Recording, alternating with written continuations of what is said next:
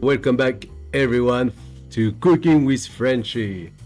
Today I'm going to show you how to make a pavlova, but a different type of pavlova, a tower of pavlovas. I did that for Christmas over the years, and at different occasions I really like it, and everybody just go wow.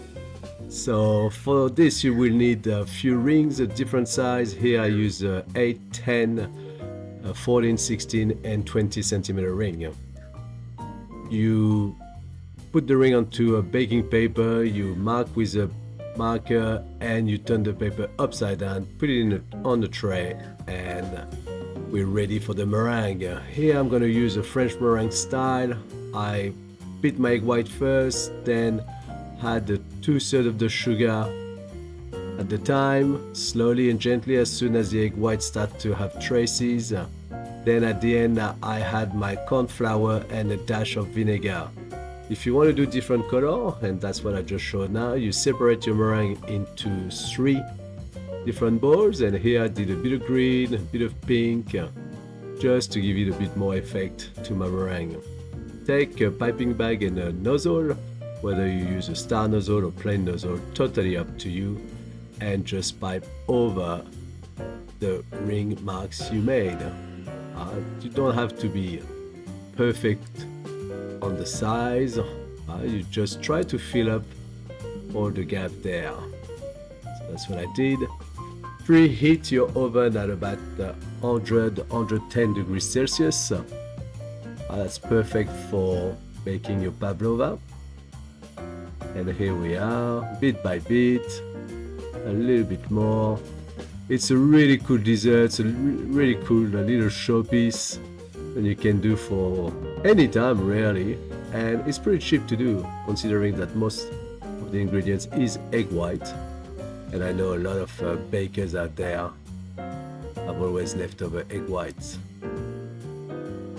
So different colors, just for the fun of it, just to make it a little bit more festive. I was just having a play really.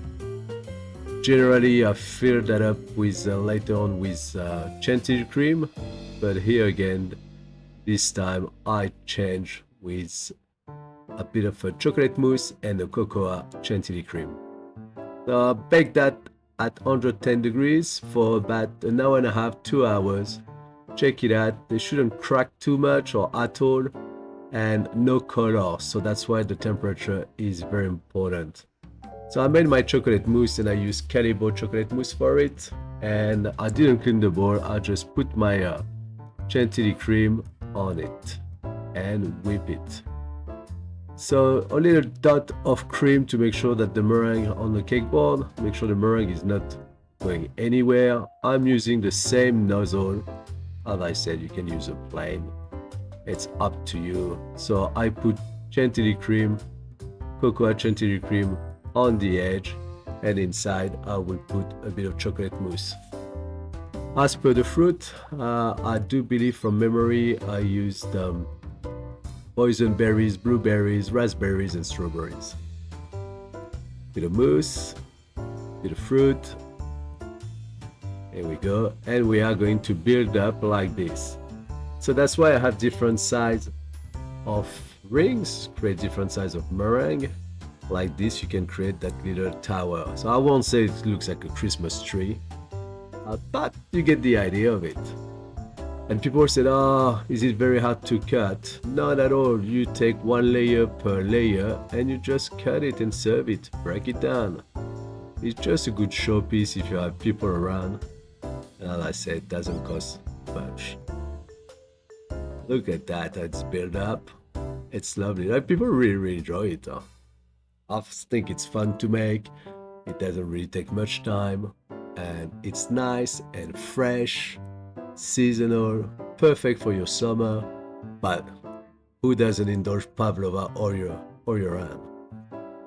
Another layer of meringue and a little bit more chocolate mousse. You could put cream, anything you want, whatever takes your fancy for this one.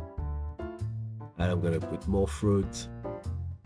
Yeah. So generally it stays, you can keep it for at least 24 hours in the fridge. After that the meringue gets a little bit soft, so be aware of it.